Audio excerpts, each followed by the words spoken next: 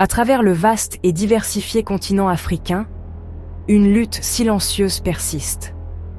Les femmes lesbiennes, bisexuelles et transgenres, ainsi que toutes celles qui ne correspondent pas aux normes binaires de genre, font face à des défis uniques. Leurs histoires restent souvent non racontées. Leurs voix, souvent réduites au silence. Ce silence est enraciné dans la stigmatisation. Il est alimenté par la discrimination. Il est temps de faire la lumière sur les réalités des femmes LGBT+ en Afrique. Leur combat pour la reconnaissance et l'égalité est une question de droits humains. C'est une question de dignité et de respect. Nous devons écouter leurs histoires. Nous devons amplifier leur voix. Cet essai explorera le contexte historique du genre et de la sexualité en Afrique. Il examinera les défis actuels auxquels sont confrontées les femmes LGBT+. Et il plaidera finalement pour un avenir où tous les individus seront traités avec dignité et respect, quelle que soit leur identité de genre ou leur orientation sexuelle. Le récit des identités LGBT+ en Afrique est souvent déformé. Certains prétendent qu'il s'agit d'une importation occidentale. Ce n'est tout simplement pas vrai. Avant la colonisation, de nombreuses sociétés africaines reconnaissaient un spectre d'identité de genre et d'orientation sexuelle. Ces identités n'étaient pas considérées comme tabous. Elles faisaient partie du tissu social. Elles étaient acceptées et intégrées. L'arrivée du colonialisme a apporté avec elle des idées nouvelles et rigides sur le genre et la sexualité. Ces idées ont souvent été imposées par la loi et la religion. L'acceptation traditionnelle africaine a été supprimée. Le résultat est le préjudice et la discrimination que nous constatons aujourd'hui.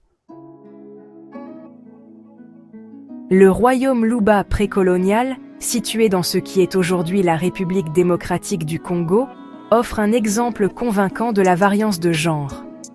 Les Luba reconnaissaient les Mujaji. Les Mujaji étaient des individus assignés hommes à la naissance qui vivaient comme des femmes.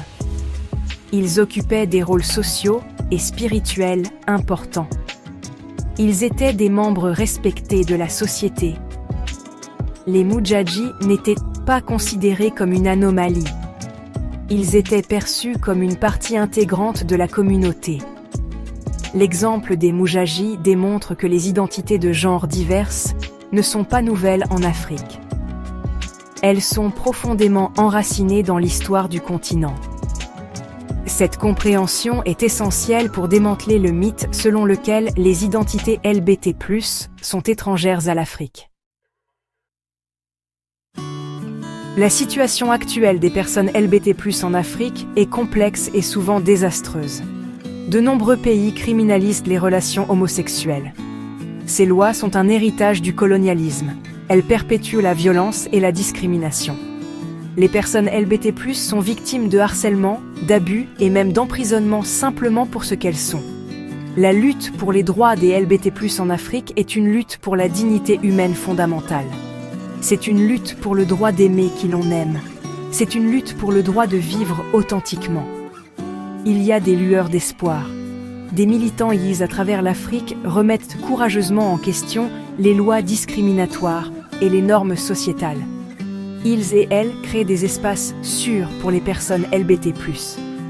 Ils et elles exigent la reconnaissance, la protection et l'égalité. L'Afrique de demain doit être inclusive.